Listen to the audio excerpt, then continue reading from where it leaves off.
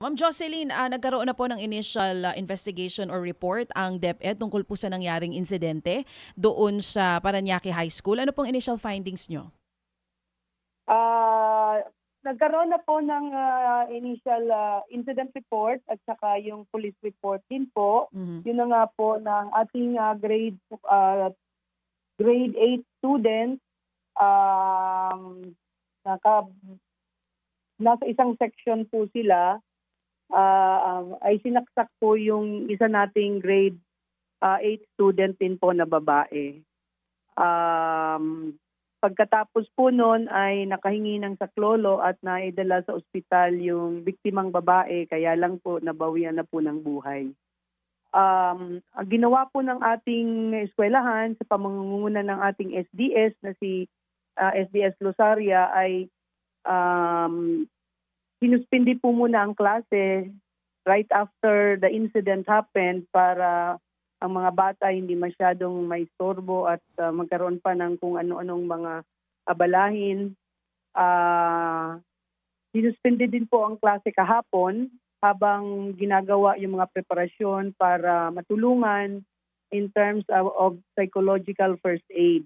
So ngayon po, meron na ulit silang klase. Ang klase na kung saan nangyari yung sitwasyon ay binigyan ng psychological first aid ng mga psychologists from LGU Parañaque. At ang iba pong mga estudyante po natin ay right now nagkakaroon din po sila ng mga sessions on anti-bullying at ibang pamamaraan kung paano makikitungo sa kapwa.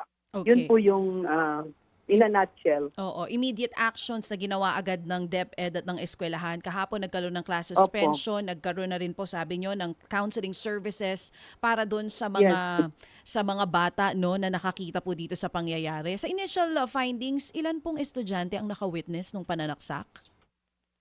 Isang section po ito, Ma'am Chacha, siguro mga 40 to 45 students.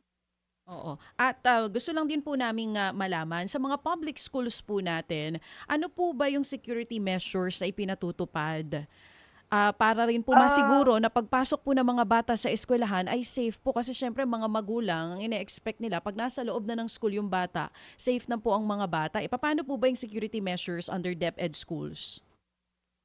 Opo, ang ginagawa po natin, marami po sa ating mga paaralan ay yung pagpunta po nila sa eskwelahan ay alam agad ng mga magulang kung nandun sila sa loob ng paaralan. Meron po tayong tinatawag na parang ID system nila na ah, nabibigyan agad ng impormasyon ang magulang kung nandun sa batang eskwela, sa eskwelahan ng bata.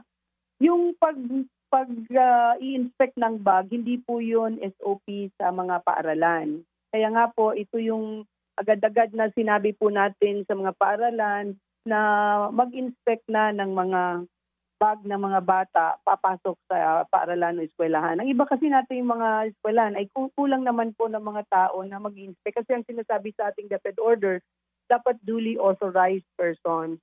So hindi basta-basta po na kung sino lang ang pwedeng mag-inspect ng bag ng mga bata. We're careful with that as well. Pero ngayon po, pinag-iigting po natin talaga yung pag-i-inspect ng mga dala-dala ng mga bata sa paaralan.